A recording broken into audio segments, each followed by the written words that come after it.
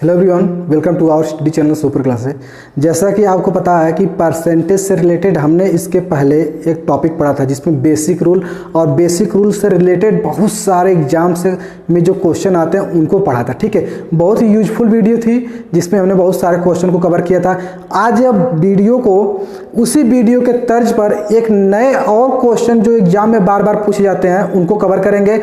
ठीक है, परसेंटेज का नेक्स्ट पार्ट पढ़ेंगे और इससे रिलेटेड बहुत सारे क्वेश्चन पढ़ते हैं और इससे बहुत सी चीज़ इस वीडियो से सीखने को हमें मिलेगी। ठीक है, तो आप लोगों से छोटी सी रिक्वेस्ट है कि वीडियो को बिल्कुल भी स्किप ना करें और अंत तक हमारे साथ बने रहें। ठीक है, एक चीज़ आपको बता दूं कि परसेंटेज जो अगर आपको पूरी की पूरी समझ में आ गई, इसका मतलब अर्थमेटिक्स में अब बहुत सारे टॉपिक आपको आसान हो जाएंगे। ठीक है, तो पहली बात यह है कि परसेंटेज आपको सीखना है।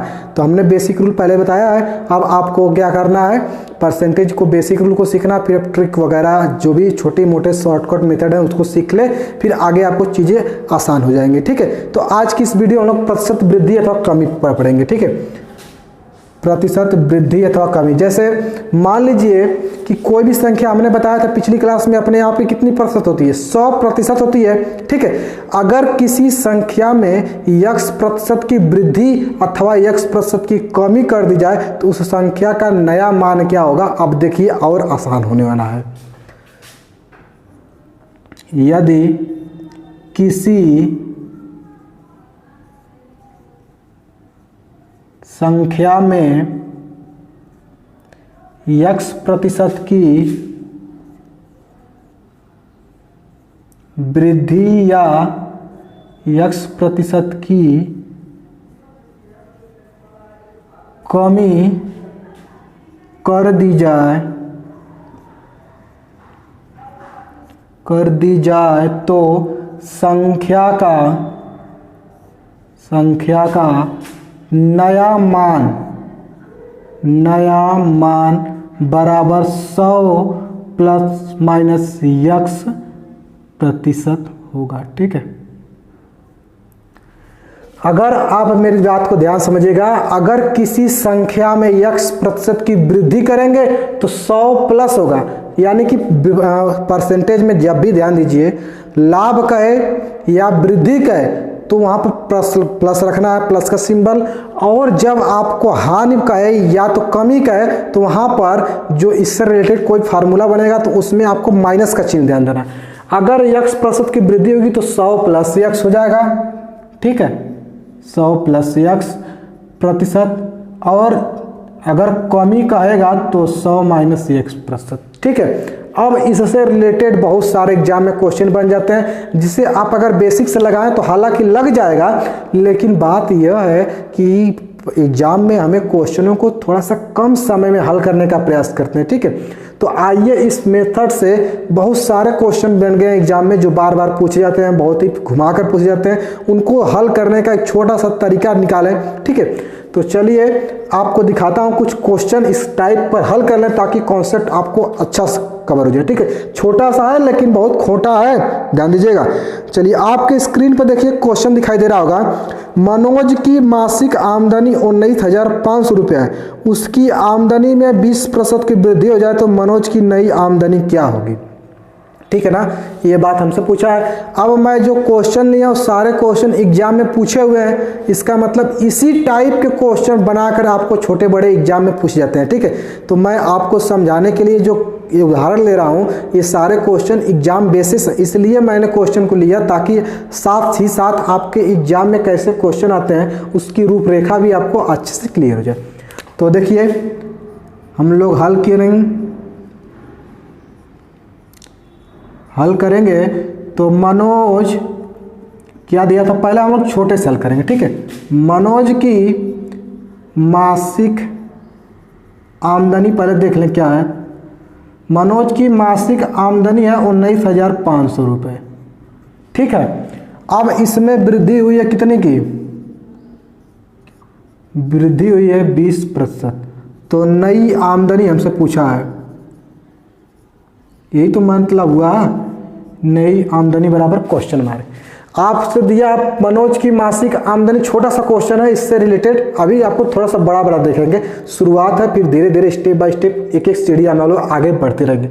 मनोज की मासिक आमदनी दिया 19,500, इसका मतलब यह है मनोज एक लड़का है जो एक महीने में 19,500 यानी 19,500 रुपये की कमाई करता है। अब उसकी कमाई में 20% की वृद्धि हो गई, तो बताइए नई आमदनी क्या है, ठीक है ना। तो हम पहले क्या करें कि 19,500 की में 20% निकाल लें, अब जो आएगा फिर 19,500 में जोड़ देंगे तो नई आमदनी मिल जाएगी, है कि नहीं। तो हम लोग निकालेंगे 19,500 गुणे 20 बट्टे कितना 100, 2 से 0 2 गुणा दें, 0 2 5 10, 2 9 18, 1 19, 2 1 कम, 2 1 3, 3900 रुपया आपको बढ़ी है। इसका मतलब यह हुआ अगर कंपनी आपको यह कहे कि 3900 रुपया न कहकर 20% कह दी, इसका मतलब क्या कह दी 3900 रुपया कह दी, अगर आपकी तनख्वाह 19,500 आए तो नई आमदनी क्या होगी, नई आमदनी होगी 19,500 रुपये प्लस 3900 रुपये बराबर कितना होगा 2 0 9 5 14 हो गया, और 10 3 13, और यह हो गया हमारा 2, 23,400 रुपया हो गई। यानी कि 19,500 रुपया पहले पाता था, अब उसकी आमदनी में 20% आपको बढ़ा दिया, इसका मतलब 3900 रुपया बढ़ा दिए, तो नई आमदनी 23,400 रुपया हो गई। अब मैं बता रहा हूँ छोटा शॉर्टकट मेथड, मतलब आपको एग्जाम में इतनी चीज़ें नहीं करना है, बस आप इतना समझिए। हमने बताया था आपको, ठीक है, हमने क्या बताया था कि किसी संख्या में x% की वृद्धि हो जाए तो उस संख्या का नया मान क्या होगा 100 प्लस x, क्योंकि कोई भी संख्या अपने आप की 100%, उसमें x% की बढ़ा दिया यानी कि 120, यानी 20% बढ़ाया ना, तो यहाँ पर हो जाएगा 120। डायरेक्ट गुणा कीजिए, 2 0 उड़ा दीजिए, 1 0 यहाँ बढ़ाइए, 12 25 60, 6 हासिल बच्चा, 12 9 108, 8 6 14, ठीक, 1 12 एकम 12, 12 एकम 12 1, कहीं गलती हो गई क्या, बाहर थोड़ा सा गुणा करने में हमसे लग रहा है कहीं गलती हो जा रहा है। आप लोग 195 गुणे 120 कर लेंगे तो 23,400 ही आएगा, ठीक है। तो यही आपका आसानी से आ जाएगा आंसर, ठीक है। तो कहने का मतलब कुछ नहीं करना था हमें, अगर इस टाइप का क्वेश्चन आ गया जो 100 में x% की वृद्धि है, तो इतना काम करने की मतलब एक बार आप प्रतिशत निकालेंगे तो जो मान आएगा उसमें आप जोड़ने चले जाएंगे, तो हो सकता है थोड़ा समय लगे, लेकिन आपको इसमें कुछ नहीं करना है। डायरेक्ट नई आमदनी पूछा है तो डायरेक्ट 120 में नया मान जो होगा 120/100, तुरंत आसानी से आंसर आपका आ जाएगा, ठीक। इसी से रिलेटेड एक और क्वेश्चन को आपको शो कर रहा हूँ, स्क्रीन पर आपको दिखाई दे रहा होगा। यह क्वेश्चन बहुत इंपॉर्टेंट है, इस टाइप के क्वेश्चन एग्जाम में बहुत सारे मिल जाते हैं आपको पूछने को, ठीक है। तो ज़रा ध्यान दीजिएगा क्वेश्चन के मॉडल पर, इसके कॉन्सेप्ट भी ध्यान देंगे।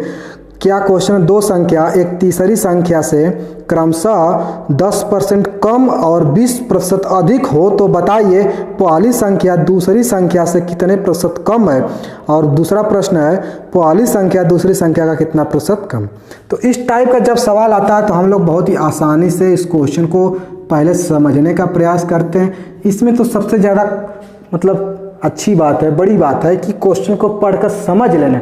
जो आप समझ लेते हैं वही आपके लिए सबसे बेटर काम। जब समझ लेंगे तो आपको क्या पूछा है, क्या दिया है, ये बात समझ लेंगे तो बहुत आसानी से आप क्वेश्चन तक पहुंचेंगे।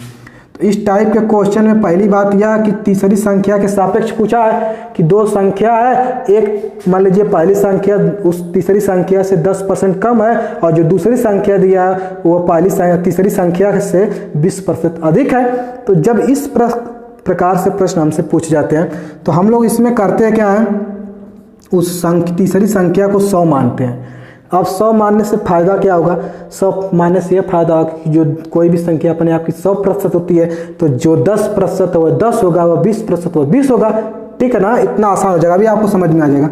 मान लीजिए उस संख्या कितनी है 100 है, तो पहली संख्या कितनी होगी 10% कम है, तो 100 का 10% निकालेंगे तो 10 ही आएगा। देख लीजिए 100 का 10%, यह 100 से 100 कट गया है, 10 बचा। अब 10 कम है ना तो यह 90 हो जाएगा, है कि नहीं बात।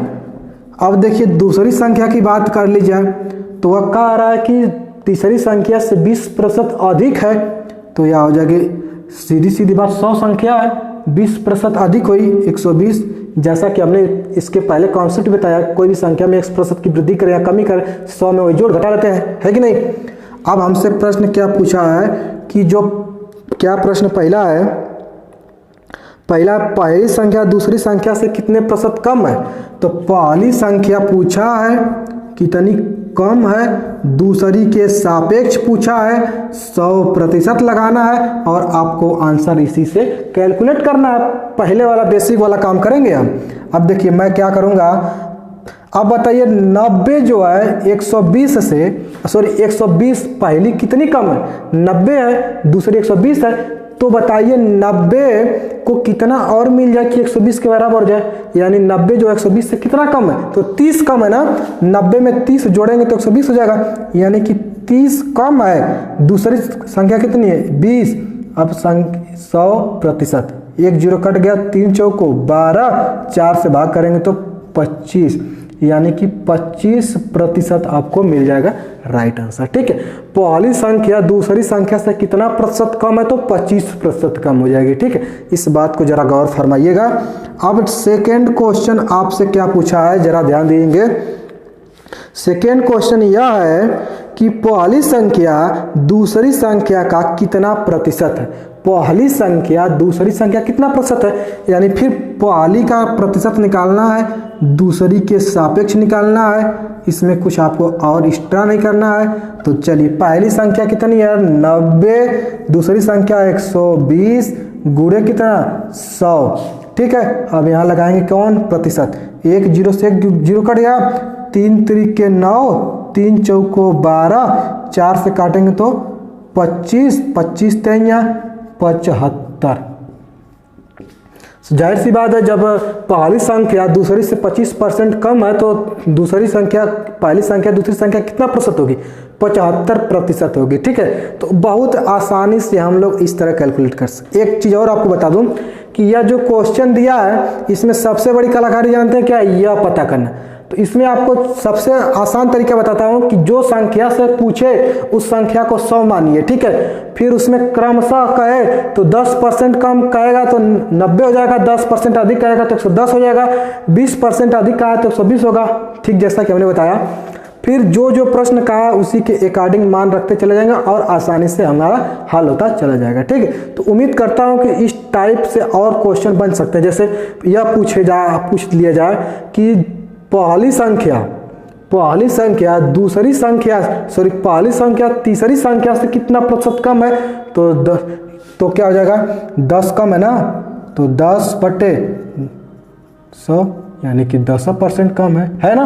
तो इससे रिलेटेड बहुत सारे क्वेश्चन बन सकते हैं, जो कि कॉन्सेप्ट एक ही है। आप ये कॉन्सेप्ट समझ गए हो तो आप लोग आसानी से हल कर लेंगे। ठीक है, तो मैं आपको एक क्वेश्चन और दिखा रहा हूँ, वो आपको एग्जाम में और भी बेनिफिट करेगा। इस टाइप के क्वेश्चन को समझने में आपको बहुत ज़्यादा मदद करेगा। ठीक है, तो आइए उसे देखते हैं हम लोग।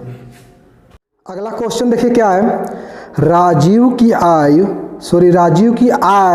संजीव की आय से 25% अधिक है, तो बताइए संजीव की आय राजीव की आय से कितना प्रतिशत कम होगी। हालांकि इसका मैं अगली वीडियो में रेडीमेड फार्मूला भी बताऊंगा, लेकिन अभी बात हम बेसिक ही कर रहे हैं तो आपको बेसिक से सिखाने का प्रयास कर रहे हैं। ठीक है, तो आप लोग इसे ज़रा समझने का प्रयास करेंगे क्योंकि क्वेश्चन बहुत ज़्यादा बड़ा नहीं है। कि आपका राजीव की आय संजीव की आय से 25% अधिक है, यानी कह रहा है राजीव की आय अधिक है 25% संजीव की आय से, यानी कि संजीव की आय हमें नहीं पता है। तो इसमें हम लोग यह समझेंगे संजीव की आय, यह बात आपको समझने के लिए कुछ दिन यह प्रैक्टिस करनी पड़ेगी। संजीव की आय को क्या मान लीजिए आप, संजीव की आय दिया था कितना, हमने बताया यही कॉन्सेप्ट यूज करना है। संजीव की आय से राजीव की आय अधिक है ना, तो संजीव की आय हमने मान लिया 100, तो 25% अधिक है, तो राजीव की आय कितनी हो जाएगी आपको समझ में आएगा 125। तो राजीव की आय बराबर कितनी हो जाएगी 125%। अब जरा देखिएंगे प्रश्न क्या पूछा है। प्रश्न यह पूछा है क्या हमसे कि बताइए संजीव की आय राजीव की आय से कितना प्रतिशत कम है। यानी कि संजीव की आय राजीव की आय से कितना प्रतिशत, जब भी कम पूछे तो तुरंत निकालिए क्या, बीच का डिफरेंस। बीच का डिफरेंस कितने का है, 25 कम है। ठीक है, तो आपको निकालना है क्या, 25। यानी क्या कहा है कि बताइए संजीव की आय राजीव की आय से, यानी कि राजीव के सापेक्ष निकालना है। ठीक है, राजीव कौन है भाई, यही है 125 गुणे कितना 100, 25 बचे 125, 5 से काटेंगे तो 20, यानी कि 20% आ जाएगा। ठीक है, बहुत आसानी से आ जाएगा। अब मैं आपको एक एक चीज़ बताया हूँ, इसलिए थोड़ा सा मैं वक्त लिया हूँ इस क्वेश्चन को समझाने के लिए। लेकिन आपको एग्जाम में आए तो क्या करना है, पहले तो आपको जिसका मान नहीं आपको पता उसको मान लेना 100, जो दूसरा मान हो जाएगा जो घटेगा या कमी कहेगा या अधिक कहेगा उसको 125 वृद्धि का, तो हमने 125 रख दिया। कितना कम या अधिक पूछेगा तो डिफरेंस निकालेंगे, ऊपर रखेंगे, किसके सापेक्ष कहा है उसको नीचे रखेंगे, गुणे 100 आपको डायरेक्ट कैलकुलेट करेंगे, आसानी से आंसर मिल जाएगा। ठीक है, आपको एक नए टॉपिक की ओर लेकर जा रहे हैं, प्रतिशत वृद्धि अथवा प्रतिशत कमी। ठीक है, एक नए टॉपिक पर पढ़ेंगे, इसी टाइप का क्वेश्चन है। जैसा कि प्रतिशत वृद्धि और प्रतिशत कमी के ऊपर हमने चर्चा किया, कुछ क्वेश्चन भी हल किए। अब हम लोग क्रमागत प्रतिशत वृद्धि क्रमागत प्रतिशत कमी के ऊपर चर्चा करेंगे, जो भी इससे भी रिलेटेड कुछ क्वेश्चन में बहुत ज़्यादा फंस जाते हैं। तो आइए देखते हैं। पहली बात यह कि थोड़ा सा मैं इसको मिटाना चाहूँगा, क्रमागत वृद्धि, क्रमागत प्रतिशत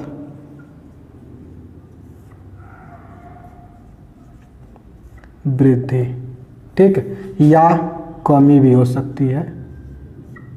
अब मेरी बात सुनिएगा, मान लीजिए कि किसी संख्या में x% की वृद्धि हुई है, ठीक, फिर उसके बाद y% की वृद्धि हुई है, या xy/100। यह फार्मूला है, केवल एक फार्मूला है। इसी फार्मूले को और आपको तोड़ मरोड़ के बताएंगे। जैसे हमने बताया यह कि किसी संख्या में x% की वृद्धि का है तो प्लस रखना है, कमी करे तो माइनस रखना है। अगर बाद में आपको कहे कि पहले x% की कमी तो x, फिर बाद में y% की वृद्धि तो प्लस, यहाँ प्लस और माइनस का गुणा करेंगे तो माइनस xy/100। ठीक है, तो इसी तरह से और आप लोग बनाते चले जाएंगे। ठीक है, माइनस या माइनस तो यह प्लस हो जाएगा। ठीक है ना, क्योंकि माइनस माइनस का गुणा प्लस। यानी कहने का मतलब यह है जहाँ कमी कर देगा, जहाँ जहाँ प्लस है वहाँ वहाँ माइनस कर देंगे, हानि कर देगा। ठीक है, तो इससे रिलेटेड बहुत सारे क्वेश्चन बन जाते हैं। जैसे आपसे प्रश्न पूछे, किसी आयत की लंबाई 20% बढ़ा दी गई, किसी आयत की लंबाई 20% बढ़ा दी गई, फिर बाद में चौड़ाई 40% बढ़ा दी गई, तो बताइए कि पूरा क्षेत्रफल कितना प्रतिशत बढ़ाएगा। पहले आपने लंबाई को 20% बढ़ाया, फिर 40% उसके चौड़ाई को बढ़ाया, लंबाई और चौड़ाई को बढ़ा दिया आप, तो आप बताइए कि उसका क्षेत्रफल कितना परिवर्तित हुआ। अगर आपको कुछ नहीं पता तो आप बताएंगे 20% यह बढ़ा, 40% यह, तो 60% बढ़ा होगा। लेकिन यह सरासर गलत है। अगर एक्चुअल अभी निकालेंगे तो थोड़ा सा और बढ़ेगा। ठीक है, तो यही बात आपको सिखाना है, क्योंकि एग्जाम में बहुत सारे लोग इसी से गलती करते हैं। ठीक है, तो आपको मैं कुछ क्वेश्चन हल कराऊंगा इस पर, तो ध्यान देंगे। क्वेश्चन हल कराने से पहले एक बेसिक बात बता दूं आपको। ठीक है, जैसे मान लीजिए किसी संख्या में 20% की वृद्धि हुई, ठीक है, वृद्धि की बात कर रहा हूं, फिर बाद में 30% की वृद्धि हुई। अब उसके पास कुल वृद्धि कितनी हुई, तो 30 20 50 आपके समझ में आ रहा होगा ना। अब मैं बता रहा हूँ 30 20 50 नहीं 56% होगा। देखिए कैसे, इसी फार्मूले में रखेंगे 20 प्लस कितना 30 प्लस 30 गुणे 20 कर दीजिए, आगे पीछे हो गया थोड़ा सा। ठीक, 2 0 20 30 50 प्लस 2 3 6, यानी कि 56%, तो 56% होगा। ठीक है, इस तरह से हल करते हैं हम लोग। मतलब यह बात आप सीख लेंगे। जैसे आप किसी मॉल में गए कपड़ा खरीदने के लिए, एक ही कपड़े पर 2 बार डिस्काउंट देता है, एक बार 40% का, एक बार 20% का। तो आपको लगता है 40% और 20% का डिस्काउंट दिया, या तो 60% का अगर आपको डिस्काउंट देता है, अगर आपको 60% को डिस्काउंट देगा और 40 और 20% का डिस्काउंट देगा, तो 40 और 20 का जो डिस्काउंट होगा उसको फ़ायदा मिल जाएगा। ठीक है ना। थोड़ा सा यही चीज़ हम सीखेंगे इस वीडियो में। ठीक है, तो आइए कुछ क्वेश्चन इस पर हम लोग हल कर लें ताकि हमें कोई समस्या ना हो एग्जाम में लगाने के लिए। ठीक है, देखिए प्रश्न क्या है। चीनी के मूल्य में, इस ऐसे प्रश्न बनते हैं, चीनी से कई और भी नाम से बन सकते हैं। चीनी के मूल्य में 20% की वृद्धि हो गई और एक परिवार ने चीनी की खपत में 30% बढ़ा दिया है, तो चीनी पर होने वाला कुल खर्च कितना प्रतिशत हो जाएगा। 20%, तो इतना बड़ा क्वेश्चन है लेकिन मुझे कुछ करना नहीं है। 20% भाई बढ़ा है, फिर कितना बढ़ा है, 30%। अब आप लोगों को इसमें कुछ नहीं करना है। 20% बढ़ा, 30% बढ़ा, तो 20, जो अभी भी सवाल हमने बताया 600 डायरेक्ट कर दे रहा हूँ, 2 3 6, 156% आ जाएगा। ठीक है ना। चीनी के मूल्य में 20% की वृद्धि भी हो गई। अब बताइए वह परिवार जो है 30% की खपत भी अधिक कर दिया, इसका मतलब वह कुल खर्च कितना होगा। आप सोच रहे होंगे कि 50%, लेकिन वो 56% का खपत कर दिए। ठीक है ना। इसी तर्ज पर एक और क्वेश्चन हम लोग हल करेंगे। ठीक है, चीनी के मूल्य में 40% की वृद्धि हो जाए तो एक परिवार ने चीनी की खपत को 25% कम कर दे तो कुल खर्च पर क्या प्रभाव पड़ेगा, ये चीज़ें आपको बतानी है। तो ये भी चीज़ तो बहुत आसान ही है, लेकिन थोड़ा सा समझ लें। चीनी के मूल्य में पहले ही बात कुछ 40% की वृद्धि हुई है। थोड़ा सा मार्कर चेंज कर लेते हूँ, चल नहीं रहा है ढंग से।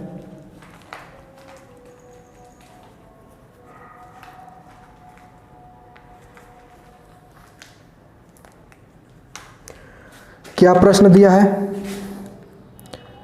पहली बात कि 40% बढ़ा है, फिर क्या कह रहा है 25% कम है, तो 25% को y की जगह कम कर देंगे। अब प्लस माइनस का गुणा होगा तो माइनस हो जाएगा, यानी कि 40 गुणे 25/100, 25 चौको 100, 4 दहाँ पर 40, यानी 40 में से 25 घटाएंगे तो कितना बचेगा, आप जरा हमें बताइए। 10 में से 5 जाएगा तो 5 बचेगा, 3 में से 2 जाएगा तो 1 बचेगा, -10 बराबर कितना 5%। यानी कि अगर चीनी के मूल्य में 40% की वृद्धि हो गई और 25% की कमी हो गई तो वह कुल खर्च पर क्या प्रभाव पड़ेगा, केवल 5% की क्या होगी, कमी होगी कि वृद्धि। ये भी तो बात समझ में आ गई। ये भी प्रश्न पूछता है वृद्धि होगी कमी। तो अब बताइए यह प्लस है या माइनस है, तो आंसर किस में आया, प्लस में ना। तो प्लस वाला हमेशा क्या होगा, वृद्धि होगा भाई। ठीक है, तो यह बात आपको समझनी है।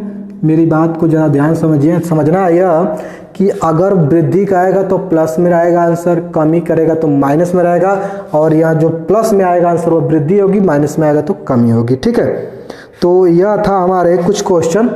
और इससे रिलेटेड मैं एक और क्वेश्चन को आपको शो करता हूँ जो एग्जाम में बहुत बार पूछा जाता है। आयत की लंबाई या वर्ग की लंबाई, इससे रिलेटेड बहुत सारे क्वेश्चन बन जाते हैं। ठीक है, चलिए मान लीजिए कि एक आयत की लंबाई में ध्यान सुनिएगा जरा, एक आयत की लंबाई में 50% की वृद्धि कर दी गई। ध्यान समझिएगा, एक आयत है, ठीक है, एक आयत है, उसमें इसकी लंबाई में 50% की वृद्धि हो गई और 20% की कमी हो गई। 20% की कमी हो गई या 50% की क्या हो गई, वृद्धि हो गई। हमारी बात को समझिएगा। अब बताइए उसके